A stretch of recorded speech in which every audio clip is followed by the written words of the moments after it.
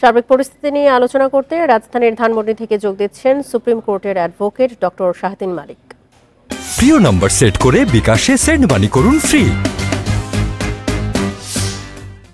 আমরা তো অন্যায়, দুর্নীতি, অনেক খারাপ কিছু, যত কিছু খারাপ হতে পারে, বাক স্বাধীনতা, ছাত্ররা যাবতীয় সবই দেখেছি।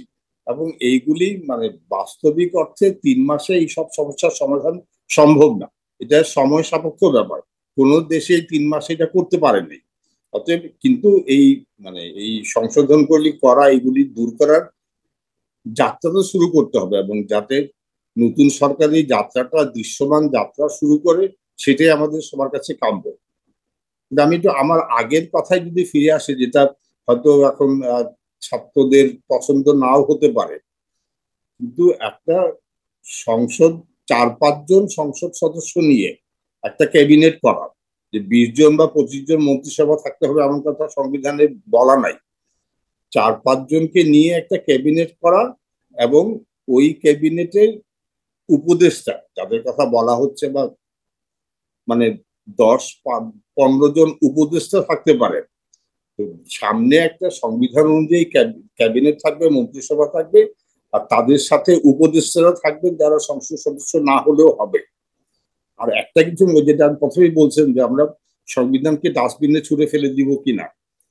কালকে রাষ্ট্রপতি, মহামান্য রাষ্ট্রপতি বলেছেন সংসদ বিলুপ্ত করার কথা। সংবিধানে কিন্তু রাষ্ট্রপতিকে সংসদ বিলুপ্ত করার ক্ষমতা দেওয়া হয় নাই। এটা দেওয়া হয় নাই আমাদের 50-এর ইতিহাস, 60-এর ইতিহাস থেকে।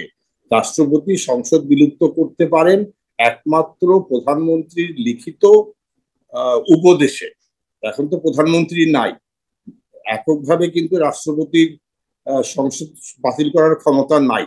এখন তাহলে ওইটা উনি করতে পারবেন, বা আমরা করতে পারবো যদি আমরা সংবিধানকে ডাস্টবিনে ফেলে দিই। কিন্তু সেটা আমার কাছে খুব বেশি বুদ্ধিমানের মতো কাজ মনে হচ্ছে না, কারণ এতে ভবিষ্যতে একটা খুব খারাপ নজির তৈরি হবে। এখন যা আছে সবাই আলাপ আলোচনা করে, ছাত্ররা যে আত্মাহুতি দিয়েছে তাদের সম্মান রেখে, তাদের মতামত নিয়ে সবাই আলোচনা করে একটা মনে হয় বিকল্প ভাবা উচিত, যাতে এই সংবিধানের আওতায় থেকেই তাদের তাদের আশা আকাঙ্ক্ষার প্রতিফলন করতে পারে এরকম একটা সরকার গঠন করা,